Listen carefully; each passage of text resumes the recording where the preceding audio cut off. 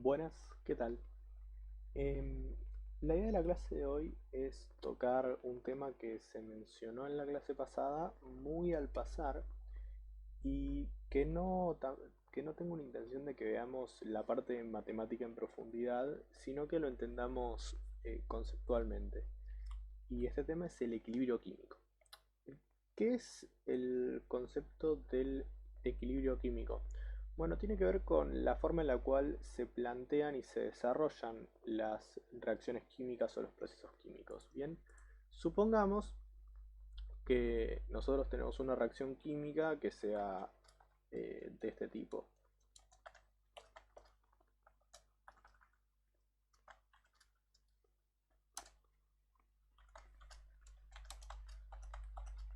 donde las letras en mayúscula se refieren a, serían los símbolos de los compuestos, mientras que las letras en minúscula serían los coeficientes estequiométricos, estos números que aparecen al balancear la reacción. Bien, entonces esto es una reacción común y corriente, una reacción tipo como las que venimos viendo. Ahora, ¿por qué la reacción es así y no así?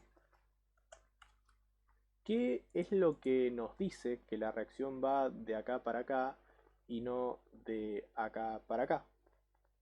Bueno, en la mayoría de las reacciones suceden ambos procesos. La gran mayoría de las reacciones suceden estos dos procesos. Una vez que tengo que yo coloco, por ejemplo, lo que yo denomino reactivos, estos compuestos A y D, los hago reaccionar, pasan a formar los productos C y D, pero una vez que yo tengo suficientes productos C y D, esos mismos reaccionan y vuelven a formar los reactivos A y B. ¿Qué significa esto? Que va a llegar un momento en el cual la reacción podríamos decir que satura, en el que tengo tanto producto que no se forma más, sino que vuelve la reacción para atrás. Lo podemos ver como que yo voy llenando eh, algún tipo de recipiente con un líquido y en un momento el recipiente rebalsa. Es decir, el líquido pasa de meterse hacia adentro a irse para afuera. Eh, es la idea esta del equilibrio químico. ¿Por qué? Porque justamente cuando yo tenga, si yo me pasara de producto, volvería a tener reactivos, pero esos reactivos volverían a formar productos. Entonces, en un momento, yo lo que tendría sería un estadio inicial,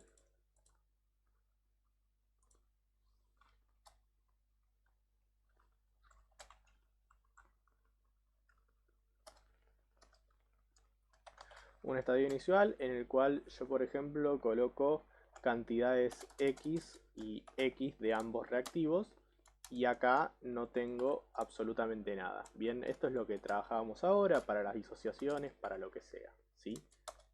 Ahora, cuando yo llegue al estadio final, lo que voy a tener no es que desapareció absolutamente todo el reactivo, sino que una parte se consumió y pasó a ser producto, mientras que la otra todavía queda. Entonces voy a tener esta cantidad X menos una cierta cantidad P, que es la que reaccionó. De este otro reactivo voy a tener esta cantidad de X menos esta cantidad P. Y acá voy a obtener ciertas cantidades de productos. Yo acá estoy haciendo algo muy burdo, que es plantear que se obtiene la misma cantidad de producto de cada uno y que se consume la misma cantidad de reactivo de cada uno. Y eso lo vimos, eso está influido por los coeficientes estequiométricos, ¿sí? Las relaciones pueden ser 2 a 1, 3 a 1. O sea, yo acá me estoy salteando todo esto. Estoy como si todo esto fuera una relación de uno con uno, ¿sí? Entonces, en la situación final, yo no vería eso que planteábamos, por ejemplo, para las disociaciones de los ácidos, en las cuales yo coloco primero acá y acá no tengo nada, y en la situación final no tengo nada acá y tengo todo acá, sino que vería ambas cosas. Tendría una cierta concentración, ¿sí? Entonces, esto lo podemos escribir como la concentración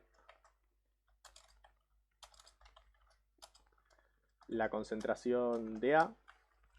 Esto lo voy a llamar concentración de B. suponiendo que estoy hablando en una solución acuosa, ¿no? Esto lo voy a llamar concentración de C, todo en mayúscula. Y esto lo voy a llamar concentración de D. Bien, es decir, yo coloco en una solución todo y lo que me queda, estas serían las concentraciones que me quedan al finalizar la reacción, ¿sí? Cuando llego a una situación en la cual estas concentraciones no cambian. Esta situación es la que se llama situación de equilibrio. ¿Y cuánto pasa de acá para acá y de acá para acá? ¿Cuánto tengo en la situación final de cada cosa? Está dada por una constante, es decir, un número. Va a haber un número que va a ser igual, estoy pensando cómo escribirlo de una mejor manera, va a ser igual a un cociente es una división, entre los productos, es decir, la concentración de C multiplicada por la concentración de D, dividido los reactivos. Es decir, la concentración de A multiplicada por la concentración de B. Estoy hablando de las concentraciones en unidades correspondientes, ¿bien? Es decir, si yo tomo el estadio final, siempre este cociente de concentraciones me va a dar el mismo número, me va a dar una constante, ¿sí? Cada reacción tiene su constante propia. Bien, la constante es un número matemático, es simplemente un número, ¿sí? Normalmente es por el orden de 10 a la menos algo. Bien. ¿Cómo influyen los coeficientes estequiométricos? Bueno, no nos vamos a meter con la matemática del asunto, pero se da de esta manera. Vamos a anotarlo así. No sé si este tipo de nomenclatura, si este tipo de simbolismos lo entienden, pero esto significa elevado a la. Entonces lo que vamos a tener en la constante de reacción va a ser cada concentración elevada a su coeficiente estequiométrico.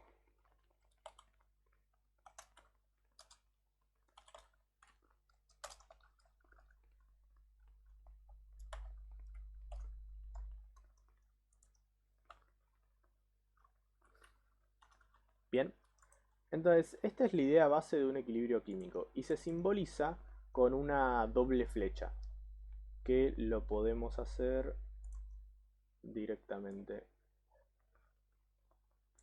por una vez. Vamos a hacerlo de manera prolija. Tengo A por A más B por B. Acá se presenta una doble flecha.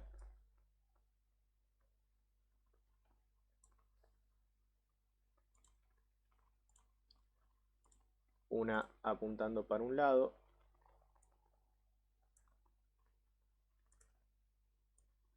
La otra apuntando para el otro.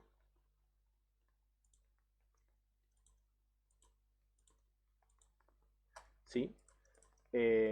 Y acá tenemos los productos C y D.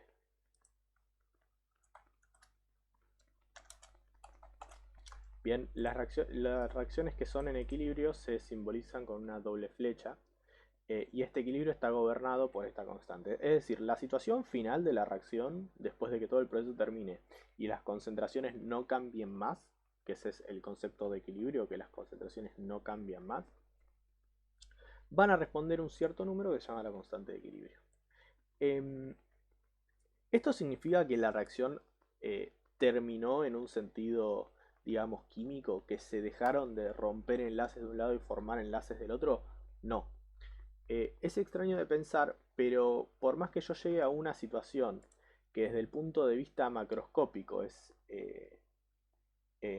estática, es decir, que las concentraciones que yo puedo medir no cambian más, lo que está pasando es que está reaccionando tanto de un lado para el otro con la velocidad exacta que mantiene esas concentraciones constantes. Es decir, si yo pudiera marcar eh, de un color determinado un átomo de este lado y le empezara a sacar fotos, yo lo vería acá, después lo vería acá, después lo volvería a ver acá, después lo volvería a ver acá, y así sucesivamente, ¿sí? Es decir, a nivel macroscópico, a nivel lo que puedo medir en concentraciones, la reacción se detuvo, pero eh, a nivel microscópico la reacción no para, la reacción es dinámica, sigue sucediendo. Bien, entonces el concepto de equilibrio químico es esto. Básicamente lo podemos ver como que me queda en la reacción final parte del reactivo. Bien, no es que se consume todo el reactivo en la reacción. Bien, entonces, ¿de qué nos sirve esto o qué tiene que ver con lo que acabamos de ver, que es el tema de ácido base? Bueno, porque yo mencioné que, y vengo diciendo hasta ahora, que existen conceptos como ácidos fuertes y ácidos débiles, o bases fuertes o bases débiles. Hasta ahora, todos los ácidos que trabajamos eran ácidos fuertes. Ácido fuerte significa que al tirarlo en agua se disocia y no genera un equilibrio, sino que se disocia completamente. Ahora, los ácidos pueden estar gobernados por una reacción de equilibrio, y de hecho la mayoría de los ácidos lo están. Este ejemplo lo mencioné en la clase pasada cuando hablé del ácido acético. El ácido acético, que es un ácido orgánico, los ácidos orgánicos se caracterizan por ser ácidos débiles y efectivamente se genera una situación de equilibrio. El ácido acético era el que tenía fórmula CH3COOH y al ser un ácido débil va a estar en equilibrio con la disociación que genera. Bien, entonces en este caso me va a generar COH menos. Estoy con unos problemas hoy.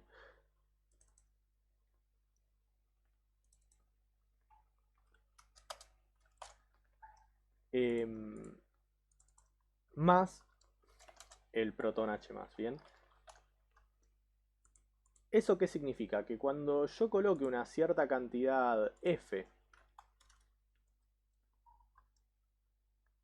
una cierta cantidad de reactivo, yo voy a tener una cantidad X, que no sé cuál va a ser, y acá voy a tener nada y nada en una situación inicial. Pero en una situación final yo no voy a tener 0 de este lado, sino que voy a tener una cierta concentración de este ácido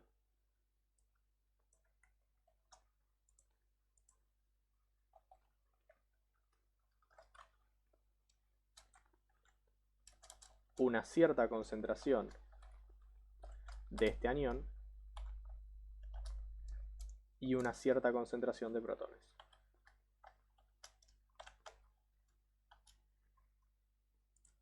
Bien, entonces en la situación final voy a tener conviviendo en la misma situación el ácido sin disociar, los aniones y los protones. Esto va a estar gobernado justamente por una constante. La constante, cuando yo hablo de un ácido, se llama constante de acidez y se escribe como Ka. Y en este caso la Ka de este ácido va a ser la concentración del anión por la concentración de protones dividido la concentración del ácido sin disociar.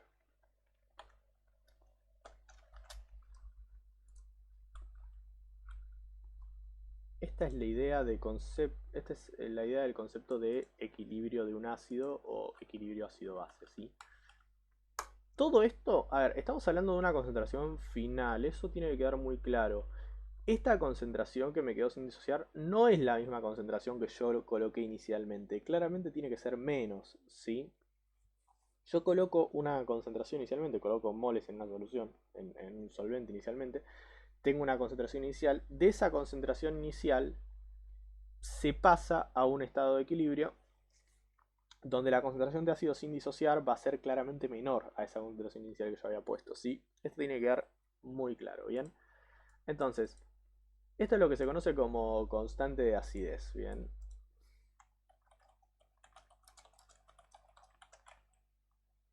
¿Sí? Eh, los ácidos de tipo débil van a estar gobernados por una constante de acidez, ya que generan una situación de equilibrio, ¿sí? ¿Cómo saber si un ácido es fuerte o es débil? Si me indican o no la constante. Cuando, me, cuando la constante no esté indicada, se asume que el ácido es fuerte y la disociación es completa. ¿Podemos eh, plantear los ácidos fuertes como una situación de equilibrio? Bueno, técnicamente sí. Nosotros cuando vimos un ácido fuerte, vamos a hacerlo bien genérico.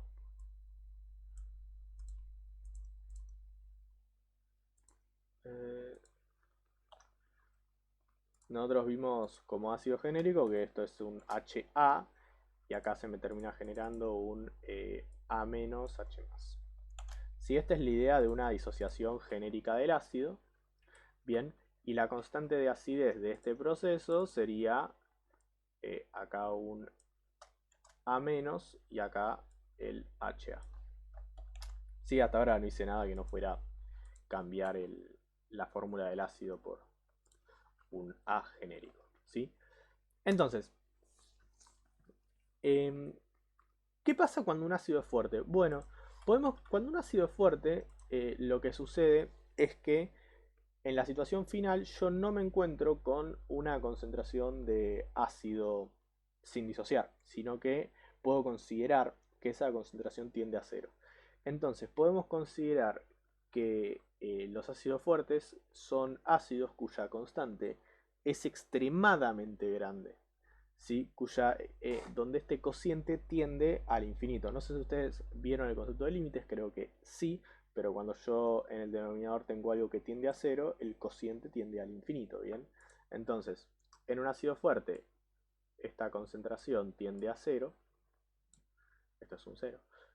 Por ende, esto sube y se va al infinito. ¿Sí? Entonces podemos considerar que los ácidos fuertes son ácidos cuya constante es extremadamente alta, lo suficientemente alta como para no considerar, no tener en cuenta el ácido sin disociar en la solución. Em, También esto nos sirve para pensar que cuanto más eh, alta, cuanto más grande sea la constante de acidez, más fuerte va a ser el ácido. Bien, por ende, si acá tengo un número muy pequeño, significaría que el ácido se disoció muy poco y que es extremadamente débil. Bien, ¿esto vale para las bases? Sí. Nosotros vimos ya una base débil, aunque eh, no la vimos como tal, no mencioné que era una base débil, pero las bases débiles son las bases de Bronsted. Estas bases que no liberan un oxidrilo, sino lo que hacen es consumir un protón del agua y a partir de ahí formar un oxidrilo, y que como ejemplo habíamos visto el amoníaco, NH3. Bien, que no lo puedo plantear como una disociación, sino que se le suma una molécula de agua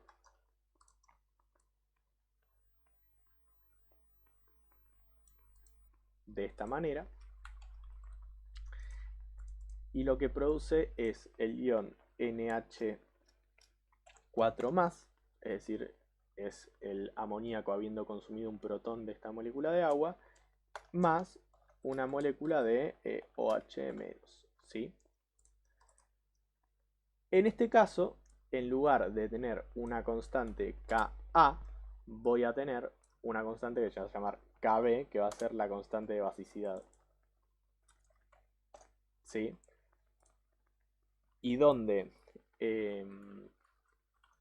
como productos voy a tener la concentración de NH4 positivo, la concentración de OH menos, y como reactivos voy a tener el NH3.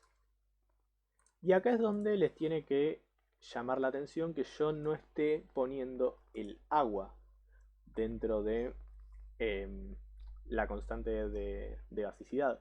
¿Por qué no pongo el agua dentro de esta constante? Bueno, pensemos que esta constante está compuesta por concentraciones, ¿verdad? Y la concentración es, a fin de cuentas, de un soluto en un solvente, y ese solvente es el agua, porque trabajamos solo con soluciones acuosas. Entonces, ¿cuál es la concentración de agua en agua? Bueno, la concentración de agua en agua es constante, es siempre la misma, ¿sí? Y acá es donde, o sea, les quiero decir que les estoy mintiendo un poco. Hay mucha más fisicoquímica en el proceso de por qué no estoy incluyendo el agua acá. eh, pero para el nivel de química que vemos, esta es la explicación y es el, digamos, es la explicación que nos dan hasta 3/4 de la carrera, más o menos. O sea, recién de 3/4 para arriba de la carrera de la licenciatura en química nos explican qué pasó acá con el agua, por qué no está. Y no es tan como les estoy diciendo. Pero bueno, en las constantes el agua no va vamos a considerar que en las constantes el agua no aparece, eh, porque vamos a considerar que la concentración de agua en agua es un número constante que no tiene sentido meter dentro de un cociente, ¿sí? Porque siempre va a estar incluido. Se dice que se lo incluye ya dentro de la constante cuando se la mide. Bien, entonces, la constante, esto es el equivalente, por así decirlo, a la constante de acidez, pero para las bases, que es la constante de basicidad. Y lo que se da de diferente es que las bases que son bases débiles son las bases de Bronsted, ¿sí? Son bastante extraños los hidróxidos, que son las bases que liberan los oxidrilos directamente, las bases de Arrhenius. eh, Son bastante extraños los hidróxidos que sean débiles. Son muy, muy escasos, no recuerdo un ejemplo ahora. Pero las bases de Bronsted se caracterizan por ser bases débiles, ¿sí? Entonces, veamos las últimas dos cosas con respecto a equilibrio. Lo primero es algo llamado principio de Le Chatelier.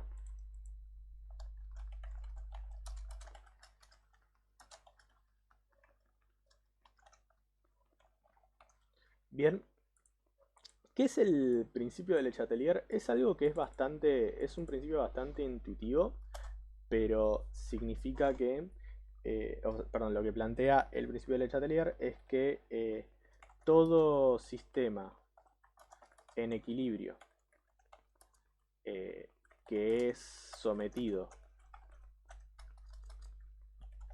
a una perturbación tiende a volver a dicho equilibrio. ¿Sí? Eh, es una idea que es bastante intuitiva, que es, yo tengo un sistema que llegó al equilibrio, tengo esta reacción que llegó a esas concentraciones finales, eh, que llegó a esas reacciones, a esas concentraciones finales que respetan la constante, entonces veo que esas concentraciones no cambian más. Si yo agarro, y por ejemplo, en lo que teníamos recién, supongamos una constante tipo de ácido,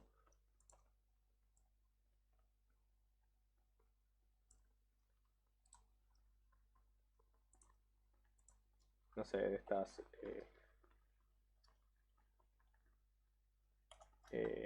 A menos H más y acá abajo el ácido sin disociar.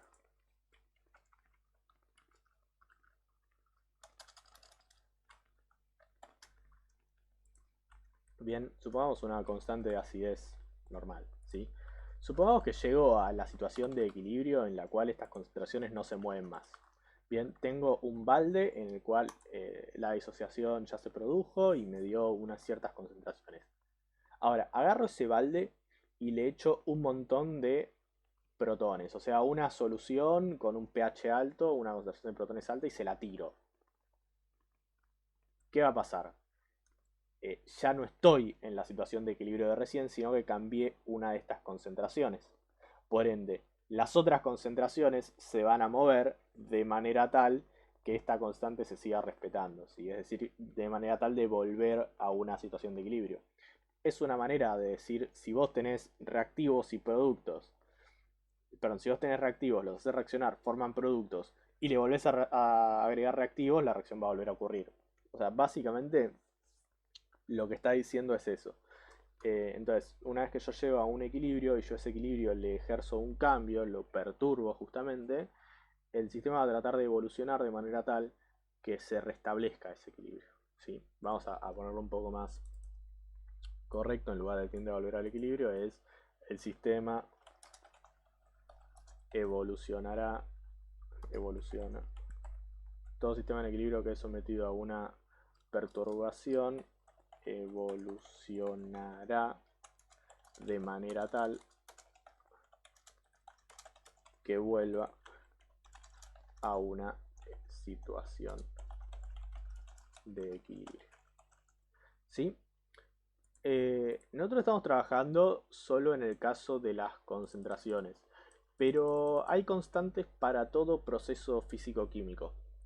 Es decir, no solo para reacciones químicas, sino también para otros procesos.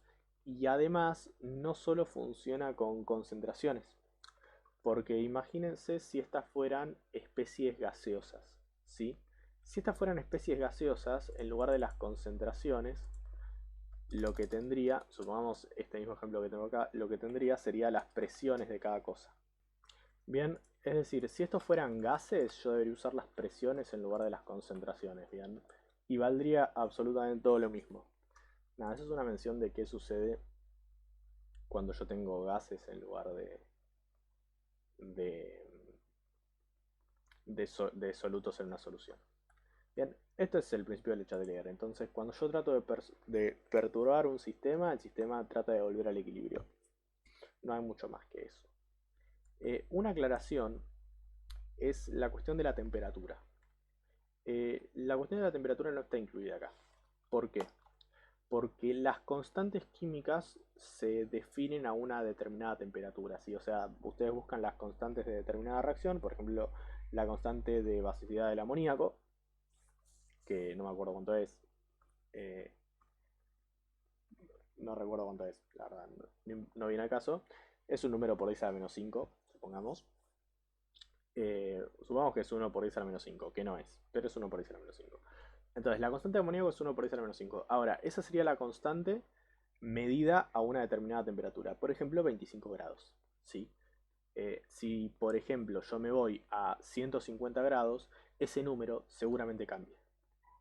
Entonces, las constantes son una función de la temperatura. O sea, dependen de la temperatura. A una temperatura dada se mide una determinada constante. Por ende, los cambios de temperatura no están incluidos dentro del principio de Le Chatelier porque te cambia la constante de equilibrio. Es decir, el equilibrio pasa a ser diferente. No nos vamos a meter más con eso, pero era solo para que supieran que si yo cambio la temperatura, me cambia la constante de reacción. Y lo último que vamos a ver es la cuestión de la autoprotólisis del agua. Bien, ¿qué quiere decir autoprotólisis del agua? Bueno, que el agua tiene un equilibrio de disociación propio. El agua, que tiene fórmula H2O, actúa en una situación de equilibrio. Yo debería no haber borrado las dobles flechas. Eh,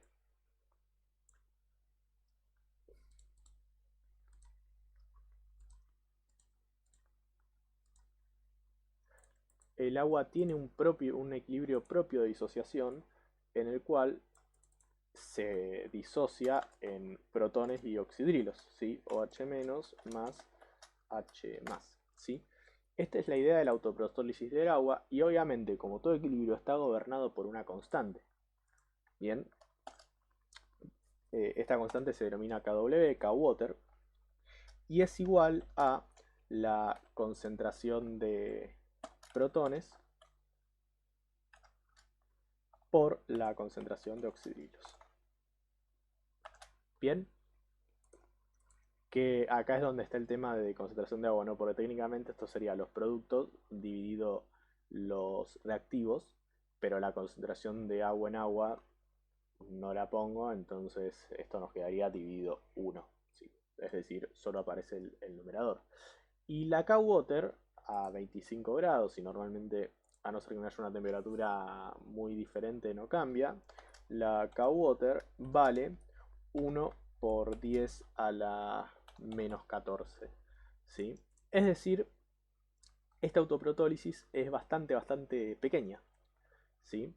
Ustedes piensen que la cantidad multiplicada de esto da siempre algo por 10 a la menos 14, por ende eh, los protones liberados por las propias moléculas de agua eh, son relativamente, son relativamente bajos, ¿sí?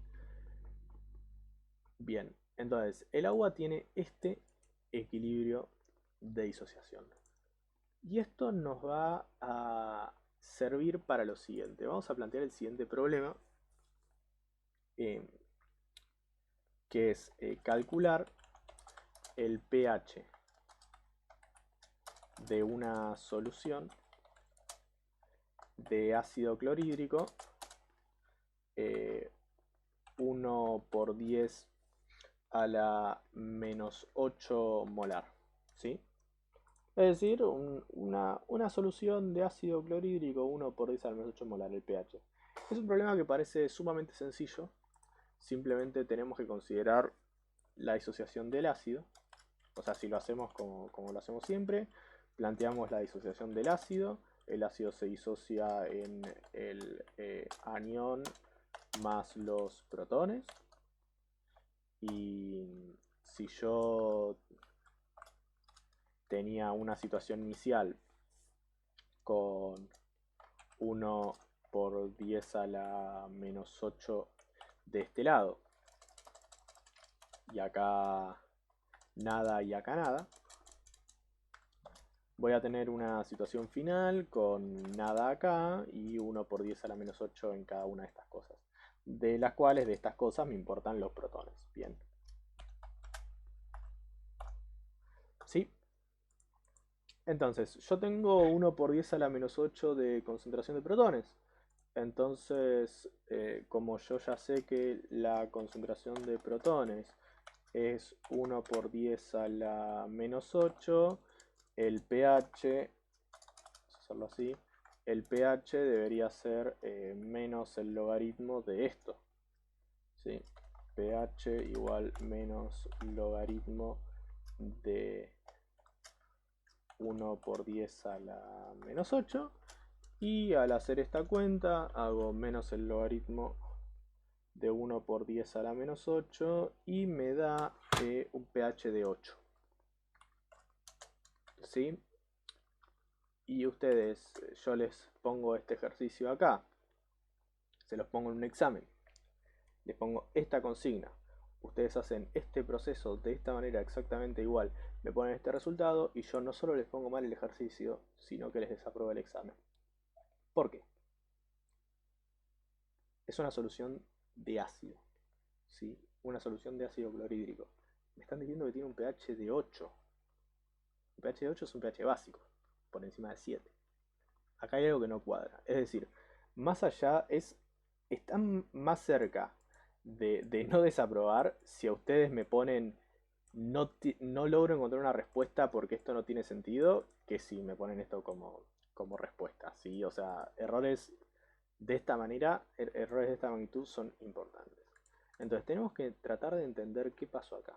¿Qué falló en este método? Bueno, ¿cuál es la diferencia entre esto este cálculo del pH y los cálculos del pH que estuvimos haciendo? Que estamos trabajando a una concentración muchísimo más pequeña que las concentraciones que estamos acostumbrados, ¿sí? Normalmente en los problemas las concentraciones son 0.1 molar, 0.01, 0.000 quizás, con 3 ceros algo. Pero esto es por 10 a la menos 8, son 7, 8, 0,7 ceros y el número. Es decir, son varios órdenes de magnitud más pequeños de lo que estamos trabajando. Y si algo sabemos, incluso ya desde nuestra introducción de la materia cuando les hablé de la cuántica, es que cuando yo me meto con cosas muy pequeñas, las reglas cambian, ¿sí? ¿Por qué este método sirve con concentraciones más altas y no con concentraciones tan bajas? Bueno, porque tengo esta pequeña cuestión de que el agua ya tiene una carga de protones propia. Bien, entonces, si yo la concentración de ácido que tengo y los protones liberados por ese ácido que tengo tienen una concentración muy alta, esta concentración de protones, que están gobernados por esta constante particularmente baja, es completamente despreciable. No se llega ni a tomar en cuenta considerando las grandes cantidades de protones que yo tengo aportadas por un ácido. Pero cuando yo trabajo a concentraciones tan pequeñas de un ácido, eh, esta concentración de protones juega un papel, porque ya estoy en el mismo orden de magnitud. Entonces las tengo que tomar en cuenta. ¿Cómo voy a tomar en cuenta esta cantidad de protones? Vamos a dejar esta regla de 3, la vamos a dejar porque esta regla de 3 es correcta. Lo que está mal es la parte del cálculo de pH, ¿sí? Esta regla de 3 no está mal. Bien, ahora vamos a trabajar con este equilibrio, ¿sí? ¿Qué pasa? Yo, sin importar cuánta cantidad de agua ponga acá, yo sé que siempre me van a aparecer la misma cantidad de oxidrilos y de protones, ¿sí? Esto lo sé directamente por la estequiometría, por el balance de las reacciones, uno con uno. Por cada molécula de agua que yo coloco, me aparece, equilibrio mediante, un protón y un oxidrilo, ¿bien? Por ende, yo sé que la cantidad de protones, es decir, la concentración de protones aportada por el agua va a ser igual a la concentración de oxidrilos aportada por el agua, ¿sí? Siempre acá, esto quizás es un poco confuso, pero yo estoy hablando de de la concentración aportada por el agua. No estoy hablando de la concentración aportada por el ácido, ¿sí? Son como dos grupos de protones diferentes. Bien. Entonces, ¿qué pasa? Como estos son iguales, puedo decir que esta K-Water es igual a concentración de protón por concentración de protón. Simplemente estoy reemplazando esto. Y por ende, esta constante K-Water va a ser igual a concentración de protón elevado al cuadrado. Bien.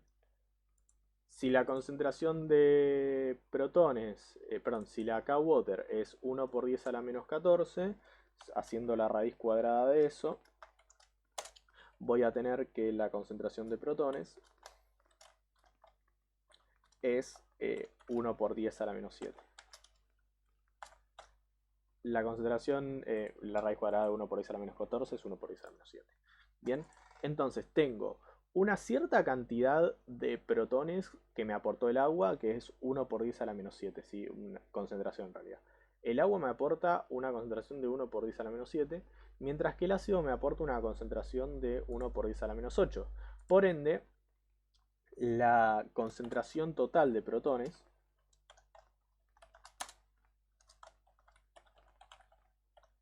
va a ser igual a los protones que aportó el agua, 1 por 10 a la menos 7, debería ser un 1, más los protones que aportó el ácido. Todo esto estoy hablando de concentraciones en molar, ¿sí? Me estoy salteando todas las unidades. Bien, esto me va a dar un total de, vamos a hacer la cuenta para no confundir comas,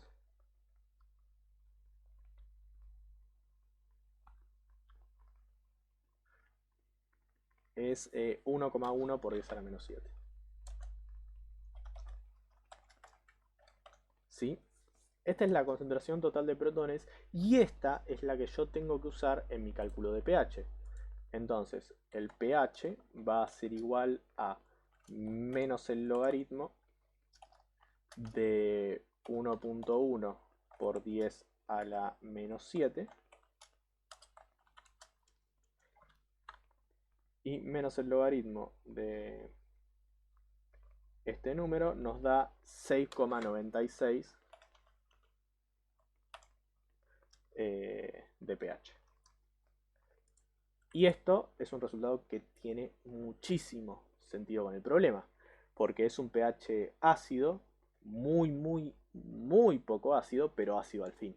Lo cual tiene sentido, porque yo estoy agregando muy poquito ácido clorhídrico, una concentración muy pequeña, y eso hace que el pH sea levemente ácido.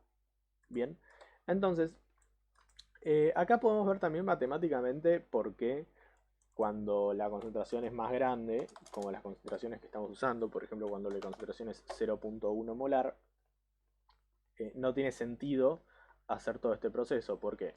Porque si esta concentración es 0,1, esto es 0,1 más 1 por 10 a la menos 7 es 0,1000000, creo que 0,1 más o menos, que es prácticamente lo mismo que tener 0,1.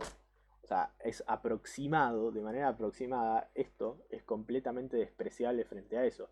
Piensen que por 10 a la menos 7 es la 10 millonésima parte de algo. Es decir, eh, acá hay 1.000.000 de veces de diferencia entre esto y esto. Esto es 1.000.000 de veces más grande que esto.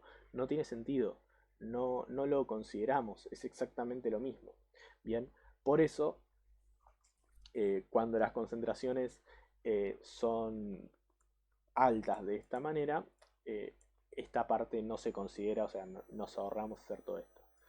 ¿A partir de cuándo es necesario tener en cuenta la concentración de la autoprotólisis del agua? Bueno, para nosotros el número va a ser de 1 por 10 a la menos 6, ¿sí? A partir de acá podemos considerar que el pH, que los protones aportados por el agua influyen en el cálculo del pH, ¿sí? O sea, de 1 por 10 a la menos 6 hacia abajo, a pHs más pequeños. Eh, Perdón, a concentraciones de ácido más pequeños, ¿sí? Cuando yo tengo una concentración de ácido de 1 por 10 a la menos 6 o menor, tengo que empezar a considerar esta idea de autoprotólisis, ¿sí?